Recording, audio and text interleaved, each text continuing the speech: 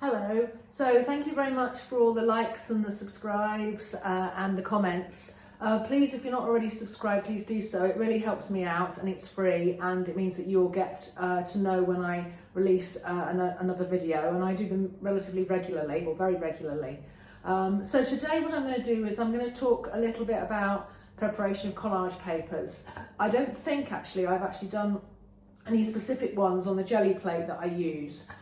It's one of the things that I do to create my own papers, and there are probably a lot of videos out there, but what I thought I would do is to share it in the context of a project that I've been talking about on here for a while. And that project is behind me. You can see all of the drawings, which is the My Side of Town project. And I've been doing an online course that has resulted in quite a few of these studies. And what I'm now going to move on to do is to use these studies to develop some larger canvases, 80 by 50. And what that means is that I'm going to need to start using more collage papers. And I have some papers that I've done which are on thicker paper, but to be honest, I quite like to have thinner paper, as long as it will take being stuck down and then having the medium put over the top of it and doesn't disintegrate. I prefer to have thinner paper. So what I'm going to do is, when I start using the gel plate, don't worry if you can't see that much, because I'm going to move the camera around when I... So I've got my jelly plate here on paper, and it's clean and ready to go. And if I just go to the side, what I've got here ready to use with my right hand, because I'm right-handed, it's just a book actually that I actually clean the brayer on. So in a minute when I start to use it, after I've used it, I'll roll it on here to get rid of any excess paint before cleaning it in the paper. And that's the brayer with some wet tissue paper in it. And I've got a range of paints. Unfortunately, I haven't got any of the slow drying ones, and it's quite warm in here today, so I'm going to have my work cut out. So I've got a mix of some really lovely golden paints, some fluid acrylics as well, and some System 3, some spray water, my hand gel, which is the acrylic, alcohol hand gel that I use to finally clean it with at the end of the session. And then I've got a range of materials here that I'll use to stencils. Some of them are bought, or these ones are bought. A range of different stencils. I won't necessarily use all of them. Quite interesting patterns can be obtained with using stencils and so on. I haven't got any of my own here at the moment. I've got some things I can press onto the surface as well, that I've kind of made over time. And I've also got a fork and a scraper that I can use to sort of scrape in. I've also got some other sort of lower tech things, if you like, wrapping. Some large dots. I don't really like the small ones, but the large ones. Paper which has got a kind of a pattern on it, which is packaging paper that's been sent to me. You know, it's been used as wrapping. I've got some paper that's got some sort of patterns embedded into it. I've got some other sort of wrapping, see whether I can get that to work. So anyway, a range of different things I can press onto the paint. And then the last thing to just discuss is the papers. So I've got, bring it into view here, I've got some deli paper, which is a shiny side and a dull side. I just need to remember to put the shiny side down onto the paint. And I've just got some thinner paper, which is like sugar paper, but very thin, but works really well for creating your own papers. It's not too thick. And I'm just going to use those two actually now. So there we have it. So I think I've gone through everything, and I'll get going, and I'll just sort of demonstrate a couple of things that I do and just some approaches. And then at the end, I'll share some of the papers I've created with you. So one thing I wanted to say that I didn't mention was that this project that I was talking about, My Side of Town, where I've been developing this work through the online course with the Snipe School of Painting, this is one of the palettes that I came up with, and I think I shared that in a previous video, I'm not sure. But in any way, those are mixed, I've mixed those by combining paints, and I don't intend to sort of create mixtures at the side and then add them onto the gel plate. I'm going to be fairly free with it. So I'm going to sort of follow this to a point but not be too prescriptive with it. I'm not going to mix the colours in that way. So just to make reference to that really. And now I'm just going to get started. So I am going to start actually by doing what I call subtraction, which is where I put the paint down and then scrape into it, and then you'll see how that works. So I am going to just start really simply actually. I am going to use this rather lovely green gold. And I'm going to just use a small amount if I can, make sure that's clean, and then just roll it very simply onto the surface. Now, as I say, it's very warm in here today, so I don't actually have a lot of time before this is going to dry and not be liftable. And that's what I've been finding when I've been doing this recently. So that is not necessarily I'm going to use this to start with because it's a bit more. So if you can see that I'm actually creating some quite nice lines. I'm not going to be too prescriptive with it. Clean that off. And then I'm going to straight away what we pull the print. So I'm just literally going to put that onto the surface and smooth it down. Didn't do a very good job there, it's not very flat, but never mind. So I'm going to just press it down with my fingers, so that's all that is really required. You can see the top there where the green will stay because it's not the paper, I didn't put it on quite straight. So that's quite interesting because what I've got there is almost like what happens when the fields get cut, which is wonderful because, as I said, this is a landscape project. And so what I'm going to do now is, before it dries completely, I'm going to do what is called a ghost print, which is what's the one that's left. They're often more interesting. I'm going to lift that rest of that off.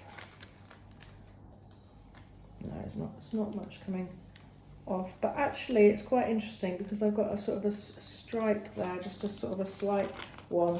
Now if I use a transparent, maybe I will just try and see what I can do there. I might just leave one of them and try the other one. Notice I didn't clean it that time, the actual surface, because I was just thinking it wouldn't really make much difference because there's not much there and it's a transparent colour.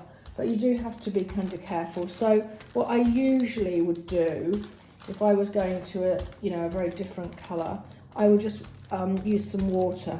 I don't use the alcohol gel unless it's right at the end.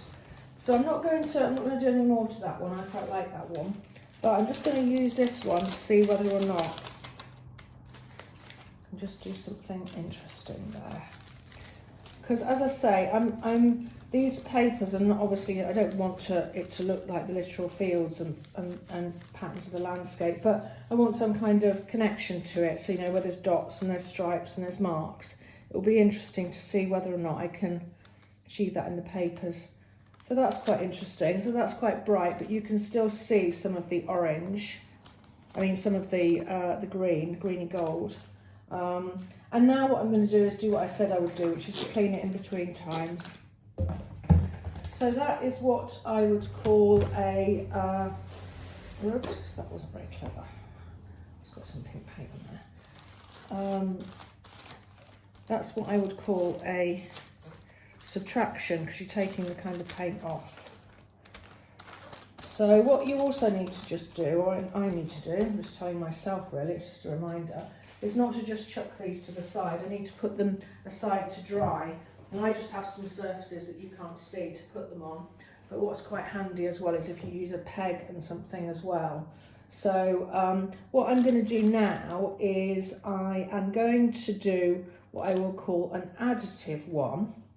So I'm going to put a paint down, and then over the top I'm going to put another paint with some marks. I'm going to use this yellow.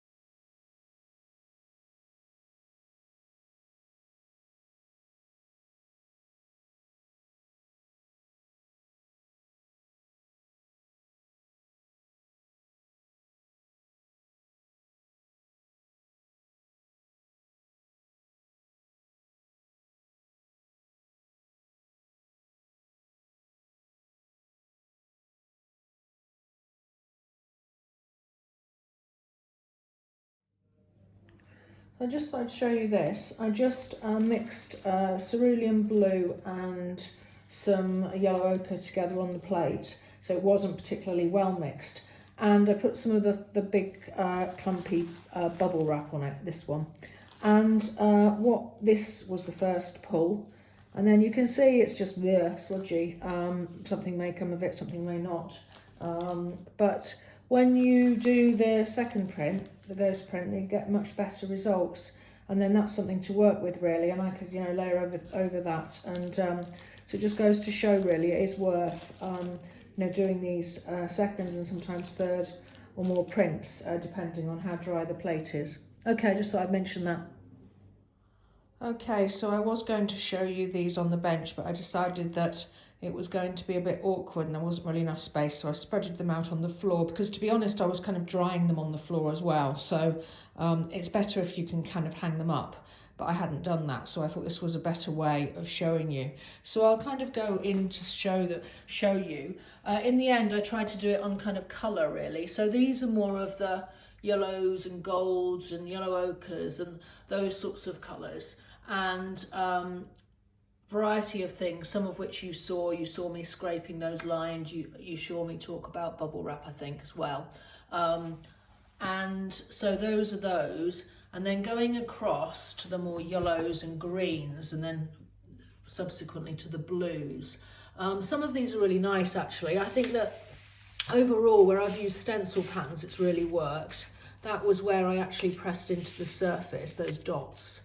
And this first one was where I was just scraping with that tool, that plastic tool that had the teeth in it. So you get these nice lines, which I think is very reminiscent actually of the field. So I quite like that one. And there's some more, if I whiz back over there, there's some more in the goldy colours as well, where I've layered it more, layered different colours, and that works really well. There's some blues here, which I don't really like, so that's that, just various ones. And then if I come over down here, these are the pinks and the purples, and some nice effects, some better than others. I always think it's better when I've layered them.